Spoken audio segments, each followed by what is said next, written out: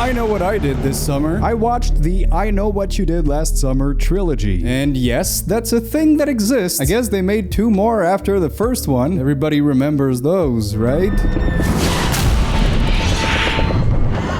And you know those memes of that horse drawing that represents the quality of a trilogy or a franchise? Well, I think we need to come up with a new one for this trilogy, and it would look something like this. Good, mid, and this is my 13th fucking reason. But as I'm sure you've heard, they made a new one. And boy oh boy, you know you've scraped the bottom of the barrel when you're making an I Know What You Did Last Summer legacy sequel. What are you waiting for? What are you waiting for? God. Like, of course people were excited to see Laurie Strode and Michael Myers back on the big screen. That was exciting. And then Sidney and Ghostface came back. That's fun. After that, Chris McNeil from The Exorcist. Well, I'm sure 5 or 6 people were mildly looking forward to this. Oh, look, it's Sally from the Texas Chainsaw Massacre. She's back, and she's played by a different actress because Marilyn Burns died. Literally, nobody cares. Feels like it's only getting worse. But oh man, it's finally time. The comeback everyone's been waiting for. Jennifer Love Hewitt is finally back as... Julie? Julie. Yeah, from I Know What You Did Last Summer. No? Anyone? Well, hold up. Guess who's also back? It's Freddie Prinze Jr. as... Ray. Nothing? No? Obviously, the producers saw the success of those new Scream movies and thought, hey, I Know What You Did Last Summer was kind of a Scream clone, and it has its fan base, kind of, a little, I think. You know what? Let's cash in on that sweet legacy sequel trend. Except literally everybody has heard of Scream, or at the very least seen the Ghostface mask. People wear it on Halloween and they don't even know what movie it's from. It's had an enormous impact on pop culture and has contributed so much to the horror genre. What's your favorite scary movie? A new Scream movie was bound to be successful with or without the original characters that were awkwardly shoehorned in. Put that mask on the poster and you're golden, baby! I doubt many people were anxiously waiting for the return of the fisherman with a hook, but hey, what do I know? I'm also confused about what they're going for here because, again, the trailer is clearly hitting every legacy sequel beat, recreating shots from the original, callbacks to iconic lines. What did you do last summer? Bringing back characters from the original, you know, the usual you'd expect from one of those movies. But then you take a quick look at the marketing for this movie and it's full of cringe memes and TikTok trends.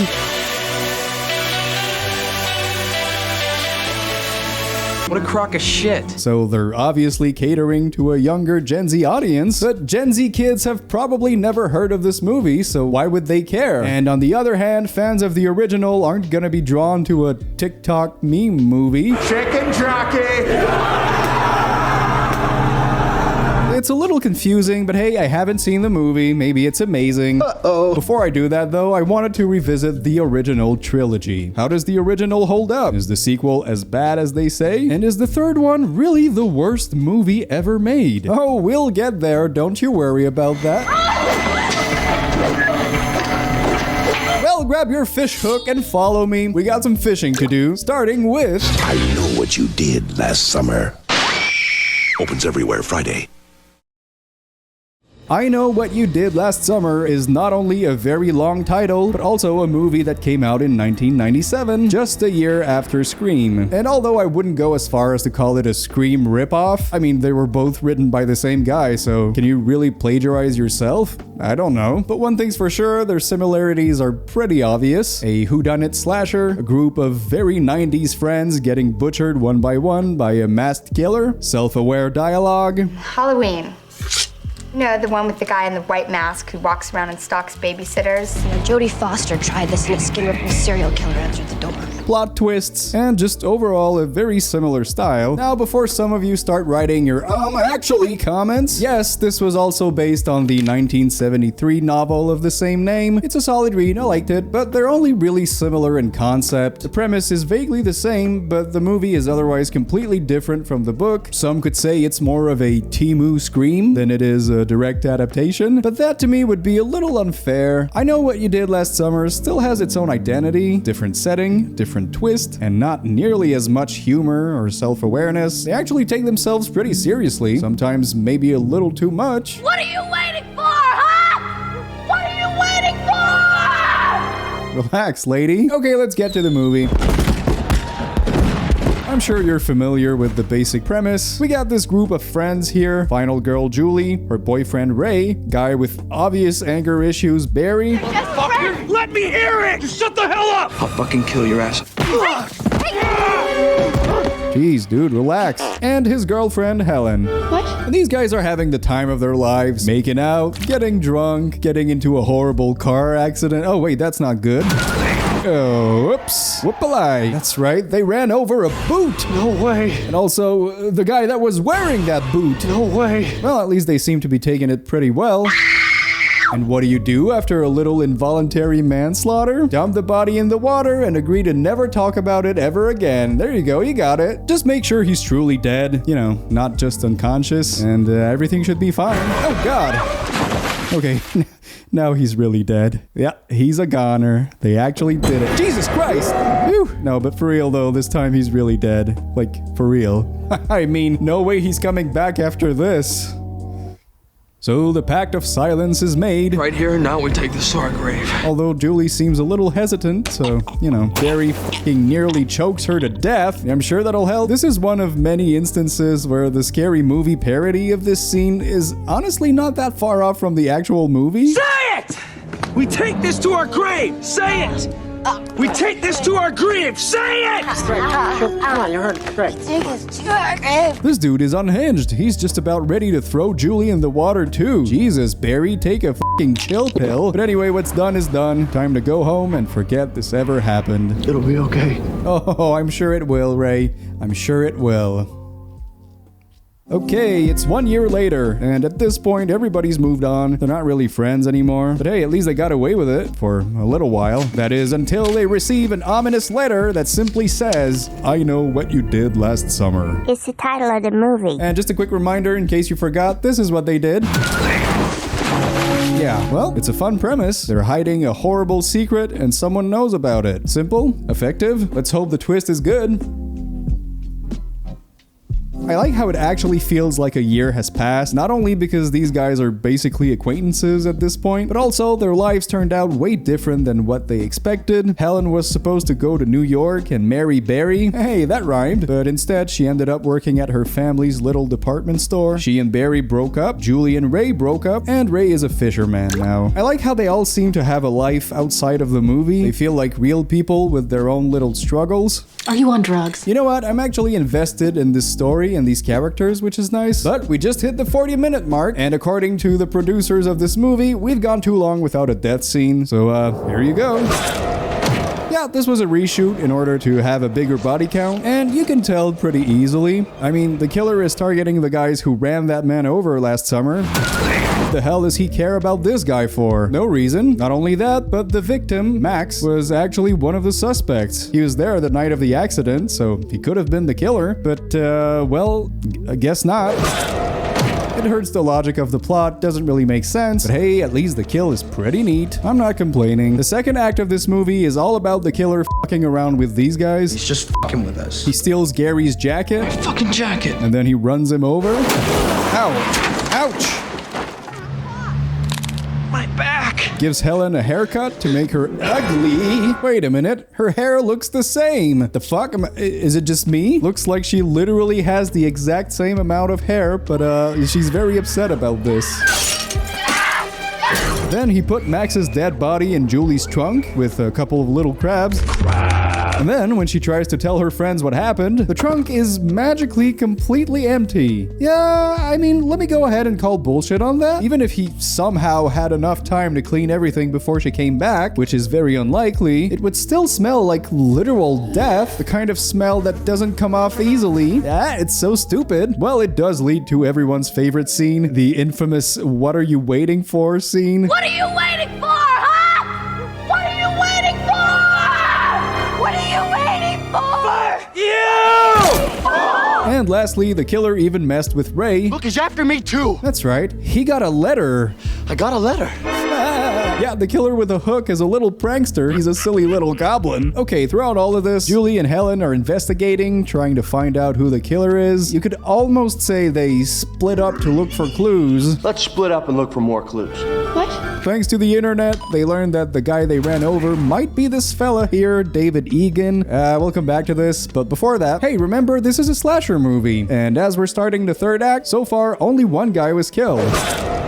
So what do you say we up the body count a little bit? What do you say we do that? I like where this is going. Starting with Barry, who gets hacked to death at the beauty pageant. I really like how they cut between the kill and Helen at the show, who's completely powerless and can't do anything about it. Pretty good stuff. That said though, it's still an off-screen kill, and that's a no-no on this channel. Show me the guts, quench my thirst. The next one to go is this cop who's in the way. Yeah, get out of there. Okay, now let me just ghost face this hook real quick. Here you go. And we're not done yet, because right after this, Helen's sister gets hooked. Oh, right, I forgot to mention. Yeah, she has a sister. Well, had. Jesus. That's creepy. And boy, I guess we're on a roll here, because right after that, Helen also gets killed. In what might possibly be the longest chase scene I've ever seen in a slasher movie. Running in the alleyway, running in the neighborhood, running in the park, running in the store, but on a different floor. Oh, there's your sister. Jumping out the goddamn window. My back. Running in another alleyway. When is this gonna end? Oh, I guess it ends right now. Yeah, that's right. They killed off Sarah Michelle Gellar, who was sadly about 2 or 3 meters away from safety. That's kind of tragic. Admittedly, you don't see much of the kill, and the editor is going crazy. But honestly, this was a 10 out of 10 chase scene. Really good stuff. But now that that's taken care of, it's time for the climax of this movie. And this is when we get the big reveal of who the killer is. Oh my god, it's... Hold on.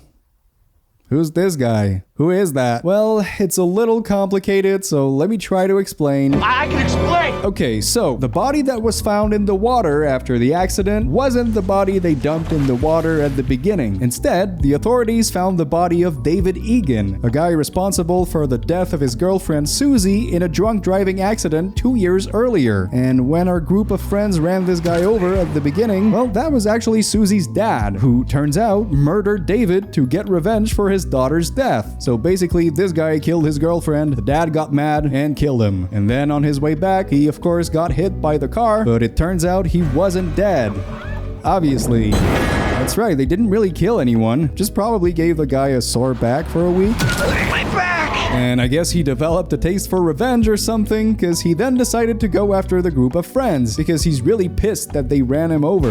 Are you following along? Did you get all of that? A little convoluted, yes. And ultimately, a little bit disappointing in my opinion. I mean, it's an okay twist. Like, yeah, they led us to believe the guy was actually dead, so we thought the killer would be someone else, someone who maybe saw them that night, or who knows, maybe even one of them. But in the end, the big reveal is they ran a guy over, but he survived and tried to get revenge. That's it. That's as simple as that. Anyway, Julie's stuck with the killer on his boat, and she needs to get the hell out of there. Maybe this way? Nope. How about this way? Nope. But don't worry, Ray shows up to save the day. Oh, never mind. We then get the classic final girl finds her dead friends trope, then some more fighting. Ow! And the killer is ultimately thrown overboard. Bye-bye, dude. I mean, the last time he fell in the water, he was still alive and he came back and murdered everybody, but I'm sure this time he's really dead. Well, everything's over. Julie and Ray are safe and they can finally move on. Looks like we're getting a happy ending. Wait. Uh-oh. 1 year later, title card. Final girl in a steamy shower room. Ominous music swelling up. Wait a minute. Are we gonna get a cheap sequel bait? Yes. Yes, we are. Yeah, sure, why not?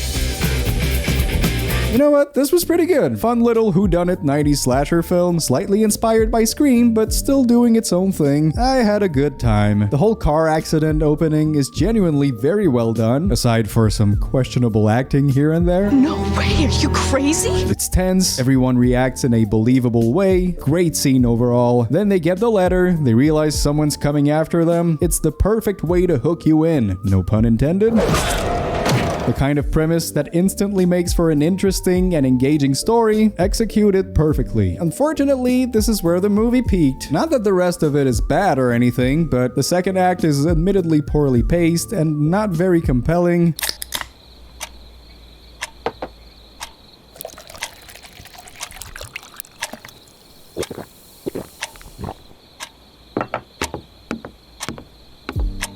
It's more about the killer pranking the friends, paired with a not-so-interesting investigation that mostly involves looking things up on the internet. Riveting! Honestly, I can understand why the producers wanted a kill earlier on, because yeah, it drags a lot.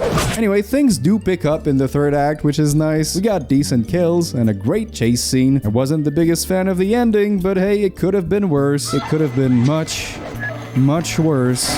Overall, solid directing, beautiful cinematography, and the new 4K Blu-ray is absolutely gorgeous. But let's not kid ourselves. The film gets really stupid at times, like how the killer is able to magically remove the smell of crabs and death as if nothing had ever happened. No, you're never getting rid of that nasty stench ever. The whole plotline with Helen's hair completely falls apart since they obviously didn't cut Sarah Michelle Gellar's hair. Maybe she refused to, I don't know.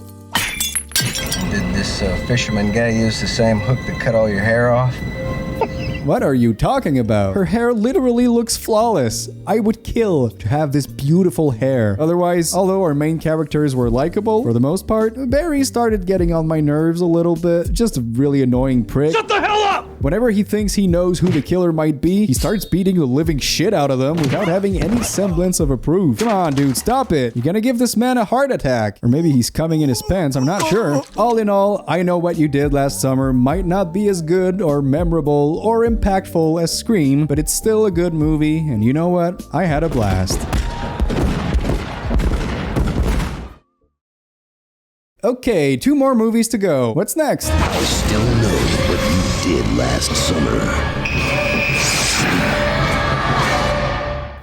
Okay, come on. It can't be that bad, right? Oh, Jesus. What is this? Why does it exist? Oh, right. It's money, money, money, money, money. I Still Know What You Did Last Summer came out barely a year after the first movie. The studio rushed the production as fast as possible in order to capitalize on the success of the first movie. And in November of 1998, we got this thing. What the hell? Right off the bat, I'm confused. Freddie Prinze Jr. and Jennifer Love Hewitt are back, but based on how the last movie ended, I mean, things aren't looking too great for Julie.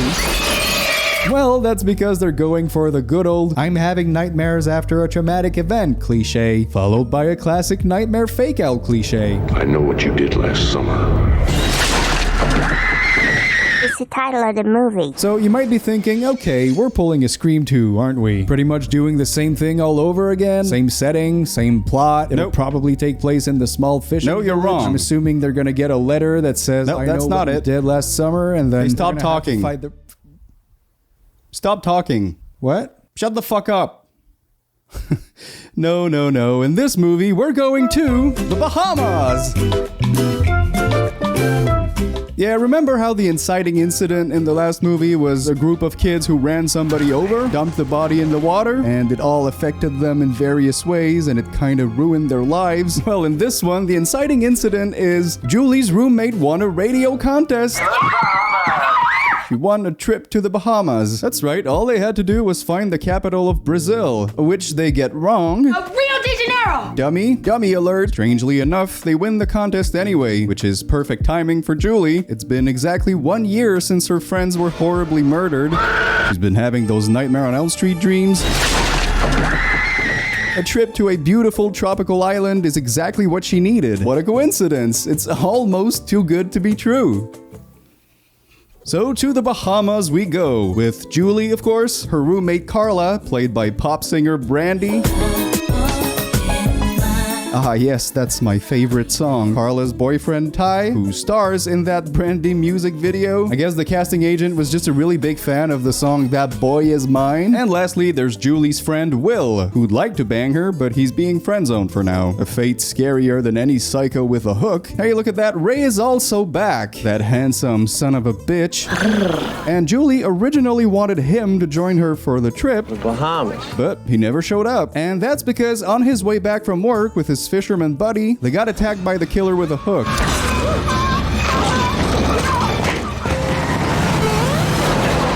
He got knocked out, and therefore he never made it back to Julie. Why didn't the killer finish the job? Why didn't he just kill him right there? I don't know. So Will took his place. Back to the island, the friends are settling in, enjoying the view. We meet the hotel manager, played by Herbert West himself, Jeffrey Combs. I just love the guy so much. Enjoy. And there's also one more character to introduce, and boy, that was a surprise. Didn't see that one coming, but yes, Jack Black is in this movie. Listen, if you need some weed, I'll get with you later. Chicken Jockey. Flint and Steel. I'm sure that's gonna age well. Fun fact, he's not even credited in this movie. Maybe he was too embarrassed, I don't know. But you can't escape this, Jack Black. No amount of Mario and Minecraft money can erase the fact that you were in I Still Know What You Did Last Summer. Alright, so right off the bat, things seem a little off. They want a trip to the Bahamas, but they learn that it's off season, so the resort is mostly empty. Wait a minute, did you say off season? It's the 4th of July weekend. That's strange. There's also a big storm coming, so nobody's coming in or getting out. The phones are dead. It's dead. Duh. Oh, and also the karaoke screen says, I know what you did last summer. That's a strange and very specific coincidence. Yeah, fucking obviously this was all a trap. Now that the setup is out of the way, you know what? This is a stupid, silly little slasher movie, and we're not gonna treat it otherwise. We're here to see people get hacked and hooked, so let's do just that. Starting with this guy, one of the staff members who falls into the water. Whoops. And as he pulls himself up, he gets a disappointing off-screen kill with a little blood spurt. Okay, that's lame. Not a single second to waste though, because in the very next scene, this housekeeping lady also gets hacked to death. Hey, okay, that's better. I like that. I kind of like this one. Now, similar to what I said with Max's death in the first movie, the killer's whole motivation is to get revenge on the friends who ran him over. And now there's only 2 of them left. Seems easy enough. So why does he bother murdering everybody else on the island? Or even go through the trouble of setting up a contest for a trip to the Bahamas? Why not just show up at their doorstep and stab them in the face? Seems like that would have been a little bit easier. Well, that's the thing with this movie. You just gotta throw the logic out the window. Get past the fact that it's fucking stupid and you'll have a decent time. Alright, time for a couple of horror movie cliches, like making out in the pool at night, smoking weed, gratuitous stripping scene, taking a hot steamy shower, jump scares, dead body in the closet, body magically disappearing from the closet as if nothing had ever happened. Well, that was awfully quick. Duh. Alright, let's check in on Jack Black, see how he's doing. Oh, not doing great. Chicken Jockey. Julie's chilling in a tanning bed now, and the last movie I saw that involved tanning beds didn't end very well for the people inside. Funny enough, we actually get a pretty similar scene. The killer cranks up the heat and traps Julie inside, and yeah, pretty much the same scene, except for that part where they burn alive. Okay, let's check in on Jeffrey Combs, see how he's doing. Okay, not doing great. I've conquered brain death. Well, no brain left for you. And just like that, everybody's dead except for the main characters. So it smells like we're heading to the final act. Oh, wait a minute. Who's this? Ray? What the hell? Oh, that's right. Ray is a character in this movie. I forgot. Only took an hour, but there he is on his way to the island. If I had $1 for every time Freddie Prinze Jr. went to an island and spooky things happened, I'd have $2. Speaking of which, this voodoo place kinda looks a lot like that voodoo place in the Scooby-Doo movie. You know that scene starring the guy from Friday the 13th, A New Beginning? The one who shits himself because he ate too many damn enchiladas? And then while he's shitting his brains out, he starts singing with his girlfriend? Ooh, baby. Ooh, baby. What was I talking about? Oh, right. So the group of friends find this voodoo guy who literally only exists to tell the audience, I mean the characters, the extremely unnecessary backstory of the villain. I guess a long time ago, the killer used to work at that hotel and he had a wife and 2 kids, but then his wife cheated on him, so he killed her, and I think after that he left for the fishing village. He worked here for many years. One day the wife went missing. Maid found blood all over the honeymoon suite. I guess that's their way to explain why he sent Julie there. Yes, I'm sure that's exactly the backstory Kevin Williamson had in mind when he wrote the first film. So stupid. Completely ruins everything that made him a compelling antagonist. I guess he's just always been a bloodthirsty murderer, and his daughter's tragic death was irrelevant. But whatever. Thanks for the exposition, voodoo guy. You can go now. Hey, look, they're doing that cringe scene again. Do you hear me? If you want me bad, come and get me. I'm right here. Okay, sure. Moving on. I guess the killer's a fan of Brandy, because he saw Ty and said, "The boy is mine." Pretty decent kill, except for the worst CGI I've ever seen in my life. After that, there's a little chase scene in which Carla falls through a mirror, then falls down the roof, then falls down a window, then falls on the shelf. My back! And at last, it's finally time for the big plot twist of the movie. Yeah, that's right, there's a little twist. Won't you look at that? Turns out our sweet Prince Will is a bad guy. Oh, not to toot my own horn here, but the moment Voodoo Guy mentioned the killer had 2 children, Raised a family. 2 little ones. I immediately thought, okay, obviously the daughter's dead, which is why he went all psycho in the first film, but why bother writing in a son character we've never heard of before? Oh, I get it. Okay, figured it out. But in case you didn't get it, Ben's son! And in case you still don't get it, Hi, Dad. Oh, I get it. yeah, they're going for the classic family member is also a psycho trope, just like in Scream 2 and a bunch of other movies. It's fine. It's whatever. Well, Julie's got nowhere to go. She's about to die. I wonder how she's gonna get out of this one. Let it go! Let it go. Wait, who's this? Oh my god, I forgot once again, but yes, Ray is a character in this movie. Kind of. Well, about time he showed up. He can finally be useful for once. Oh, god damn it, you stupid movie. You see that? Okay, we're just about done here. The fisherman's about to stab Ray, but whoops! As if I'm watching a comedy, Ray gets out of the way and he kills his son instead. Okay, I guess that plot point is over. That was easy. But still gotta take care of the other guy, the fisherman with a hook. And he looks pissed. How are they gonna defeat him? Yeah, that'll do it. It's almost like they were running out of film to shoot, so they went, I don't know, stab this guy, shoot this guy, that's it, we're done, we're out of here. The climax of the movie, the epic final confrontation, is maybe 2 minutes long, anticlimactic to say the least, and yeah, that's pretty much it. Julie, Ray, and Carla, remember her? Yeah, they're all safe, and it's a sweet, happy ending. I'm f***ing with you. Now, obviously, there's another shitty sequel hook, no pun intended.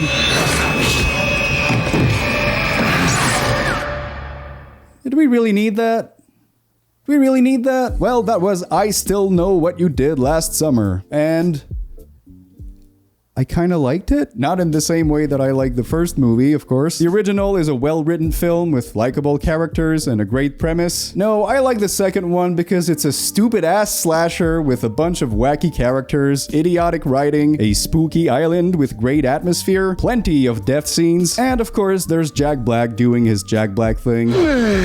It's literally the perfect movie to watch in July. I've just always loved a good old spooky island movie, a tropical paradise with warm summer vibes, but things feel off and it slowly turns into horror. That's my jam, I love it. And also, I mean, I'm glad they did something different with the sequel. I thought they were just gonna rehash the same plot beats, but no, they did something weird, and I can appreciate that. Admittedly, Ray was a joke in this movie. I love this thing. I mean, sure, he showed up at the end, but only to get his ass kicked. And otherwise, for the rest of the movie, they just keep sporadically cutting back to him, ever so slowly making his way to the island. Think of Halloran heading to the Overlook Hotel in The Shining, but stretch that for an hour and 40 minutes. You can see his big, handsome face on the poster, but he probably has less than 5 minutes of screen time. Yeah, it's kind of embarrassing. The plot twist was also kind of lame, but hey, I expected a giant pile of shit, and I ended up having a good time. What the hell? Alright, well that was fun. Only one more movie to go, and dare I say I'm excited. Can't wait to see what they do next. Can't wait to see what Julie's up to. And man, those 4K Blu-rays look absolutely stunning. They're beautiful. So at last, time to move on to... Oh god. What is that? What is that? This is the worst movie ever made, isn't it? Okay, we're back. Background is empty because this movie is empty. I got nothing to work with here. We got this guy over here. You'll see why soon enough. I guess the only challenge I can give myself is to make this look as shitty as the film. Let's see here. Yep, close enough. Look at this DVD menu. Look at this. Special previews feature. Seriously, before we get started with this, better pop an Advil or something because this thing is nauseating. You don't believe me? Think I'm exaggerating? That's cute. Well, take a quick look. Here's what we're in for. There's a killer on the loose! Yeah, you better pop that Advil. It's time to talk about the third movie in this trilogy. And let me go ahead and put that in air quotes, third movie. Because similar to Creepshow 3, this is a straight-to-video piece of shit B-movie that doesn't have anything to do with the previous films, except for a stupid little plot twist at the end. I'll Always Know What You Did Last Summer came out in 2006, that period of time when movies had a very obnoxious, flashy visual and editing style that aged horribly. And this movie took this style, shot it with steroids, pumped the Bane juice, struck it with lightning, and what we got is one of the most insufferable movie experiences I've ever had in my life. Watching this is a chore, and your only reward for making it to the end is that you can finally yourself. I mean, I guess let's dive into the plot, if you want to call it that. Right off the bat, you'll notice the fun visual style. Jesus Christ. Okay, who the fuck is the editor of this? David Chessel? Who's this guy? What else did he do? Oh, fitting name, isn't it? It's the 4th of July, and this group of 30-year-old teenagers are hanging out at the town carnival. Then, all of a sudden, a fisherman with a hook shows up and attacks them. Quick, use your skate. Well, I'll give him this. At least they're jumping right into the action. Nope, just kidding. Turns out it was just a silly little prank. Dude, you're awesome, man. Awesome. But the prank didn't go as planned. The skateboard guy was in on it, but he missed his jump. And, well, he missed the landing. As I'm sure you can expect, the friends are, of course, devastated. They're very, very sad. Their best friend just died. Hey, what was even the point of this prank? Everybody in the group was in on it. So what, were they pranking the whole town? Who cares? Why am I even still talking about this? So we basically get the same scene from the original movie, except, you know, not quite as good. We have to go to the police. It was an accident. Was it? I mean, yeah, it literally was an accident, but I'm sure that sounded cool in her head. And just like in the original movie, they promised to take this secret to their grave. It dies with us. The secret dies with us. We take this to our grave! Say it!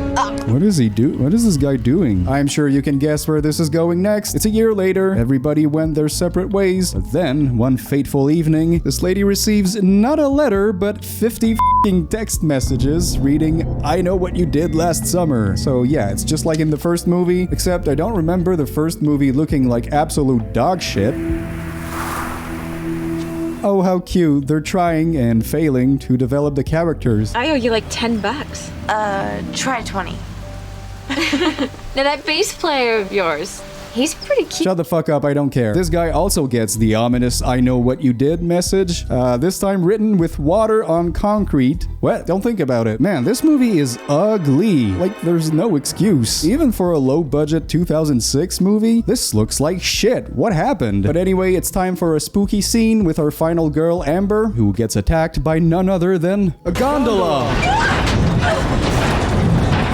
Whoa, spooky. Oh, and the bad guy also briefly shows up. How'd he manage to get on top of this thing? And where is he gonna go next? Did he jump off?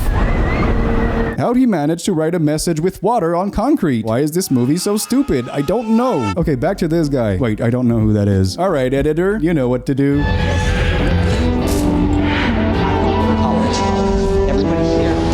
Yeah, yeah, hell yeah.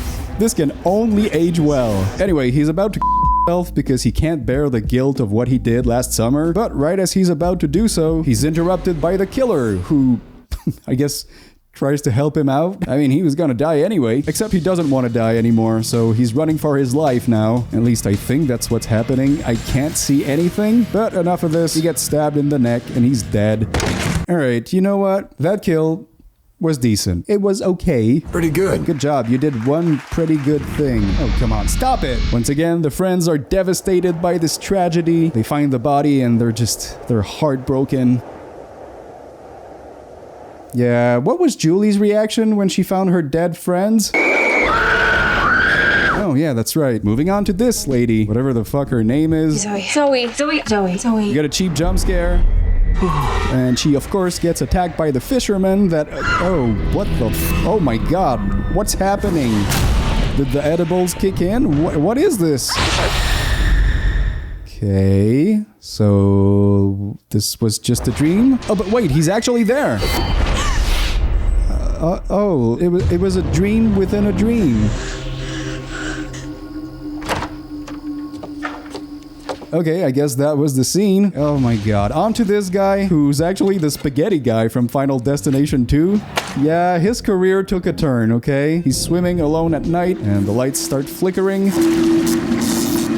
Ah, yes, you know that sound lights make when they start flickering? Happens all the time. Anyway, he gets attacked by the fisherman, and it's very tense. He's trapped. Wait a second. You know what this scene is missing? The editor having a stroke. Of course. There you go, that's better. But for some reason, he escapes. That's it. I'm starting to think the killer is not very good at killing. It's almost like every scene goes nowhere. But after that, the group of friends finally decides to go to the police, see if they can help. That guy is still, you know, out there.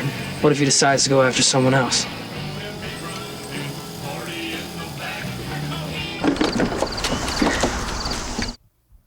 Hey, you didn't end your scene. Were they not just having a conversation? Did they not just tell the sheriff that some crazy lunatic was gonna kill everybody? No, shut up. This scene is over. Everything we do just makes us worse and worse. Fuck's sake. Alright, it's the 4th of July, and you know what I like to do on the anniversary of my friend's tragic death that I'm partly responsible for? Make out with this guy on the couch with terrible, awful shit editing. That's what I like to do. Okay, editor, can you give me the most abrupt cut in movie history, please?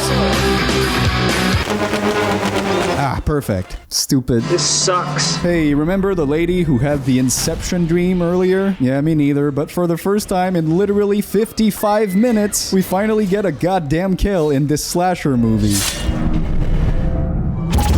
It's whatever, it's fine. Spaghetti guy is the next one to go. Gets a hook in the mouth, which is fun. That's one of the better ones. So just making sure I got this right. Basically, the previous scenes where these two got attacked earlier were completely pointless, because right after that, they got attacked again, but this time they died. It was just a waste of time. Then this cop shows up to save the day, but he doesn't save the day.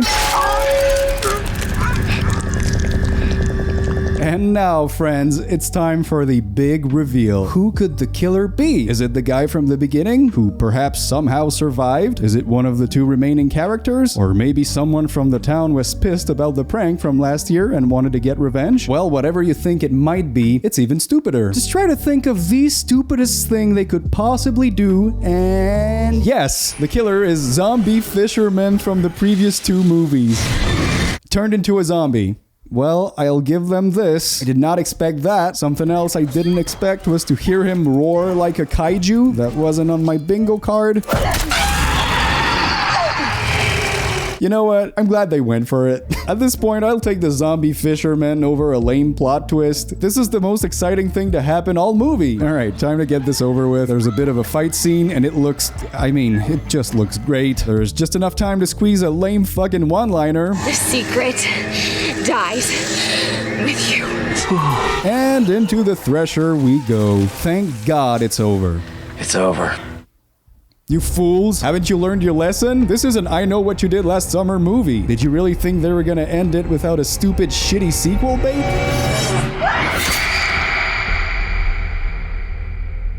Okay, who made this? Well, we got the writer of Crocodile, Octopus, and The Scorpion King 4, which explains a lot. And we also have the director of Slender Man, one of the worst movies I've ever seen in my life. I guess there's a bit of a pattern with this guy's career. Make the worst movies of all time. And you might be thinking, who the hell is this director? Well, of course, it's Sylvain White, a French director who definitely did not write his own IMDb bio. A series of award-winning short films. Debuted his smash feature hit Stomp the Yard at #1 in the US for Sony. Wow, impressive. Went on to direct the explosive action comedy The Losers. Wrote and directed critically acclaimed French murder mystery Mark of the Angels. Wow, whoever wrote that seems to really love Sylvain White's movies. Must be a huge fan. Wait a minute. Yeah, this is garbage, obviously, you knew that. But is it the worst thing I've ever seen in my life? It's close. Pretty damn close. It's definitely one of the ugliest movies I've ever seen. Definitely hands down the worst editing I've ever seen in a movie. The acting is laughably bad. This was your idea! What? Hey! The story is ass. They rehashed a really interesting premise and somehow made it nonsensical and idiotic. Like, why did zombie fishermen go after these guys? Can anybody tell me, please? Also, remember when the main character received 50 text messages that said, I know what you did last summer? Did the zombie fisherman get himself a cell phone? Or did he have magic cell phone zombie powers? I couldn't tell you. But the movie is terrible to a point where it almost borders on being kind of fascinating. Like, how the fuck did they think this was the way to go here? I mean, right as the movie started, my jaw was on the floor. How can it be this bad?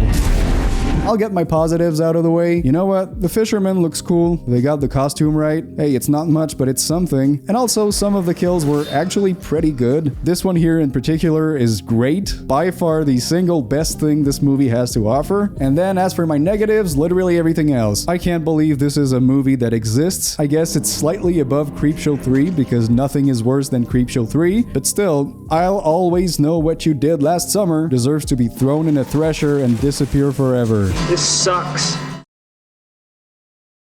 And we did it. That was the I Know What You Did Last Summer trilogy. A franchise that should have never existed. As much as I did enjoy the stupid sequel for what it was, honestly, this should have been a one and done. There's really no reason to keep this thing going, which is why I'm curious to see what they do with the Legacy sequel, but that'll be for another time. I'm a little burnt out on fisherman killer movies, so the only thing left to do is 1, burn this thing,